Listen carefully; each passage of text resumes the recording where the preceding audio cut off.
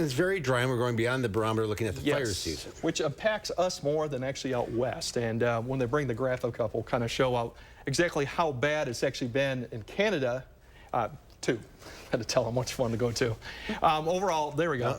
And the next one, there we go. There we go. So what you're seeing on the map here, kind of ignore the marks in behind. That's kind of like satellite, what drives what they think is a fire. So the thing to notice is look out west. It's actually very quiet. You have to go up to Canada where it gets a little bit more active. Once you get this as satellite detected fires, these are all not real fires, actually are ongoing. So that's the one thing to know. Now, if we go out to the west where I was in northern Nevada, we generally have a lot of red flag warnings.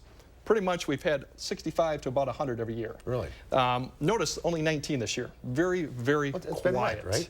Very quiet. Yeah, because they had a wet winter, but then the fuels, which are the grasses and all that, had never had a chance to dry out because a tropical storm went through. They had another monsoon push of moisture a couple weeks ago, so that helped. And then Utah is even less. 6 for the whole state, basically. Wow. Which usually last year you see they were 86. So that's more of a typical year. So while they hadn't had one, if we go up to where we are, 20. That means every time they've issued it, it counts at one. It's not a red flag per day. So 20 for southeast Wisconsin, because you have La Crosse that issues those. Milwaukee, southeast Wisconsin had 18, which is very high. And then up to the north, which Green Bay has and Duluth does have, 24. So it's been very active. Last year, you probably can guess how many we had last year. 0. 0 is what I was going to say. That was about it. So the acres burned in Wisconsin is a little over 4,000 this year. Last year, just a little over 700, so quite more active that we expect, and we already heard about that. U.S. acres, this is more what's interesting. It's only 2.2 million. Sounds like a lot, but not from last year, 7.5. You go back to 2020, it was 10.1, which was a big year. That's because of everything out west not actually being burned. Now, unfortunately, we've heard a lot about Canada, and that's where they started off early and have been burned quite a bit. Well, it's a bigger story. It's 42.7 million. Oh, wow. So that basically smashed the previous record, which was a 95. So that's where most of it has. Once again, they had a wet winter in southwest U.S.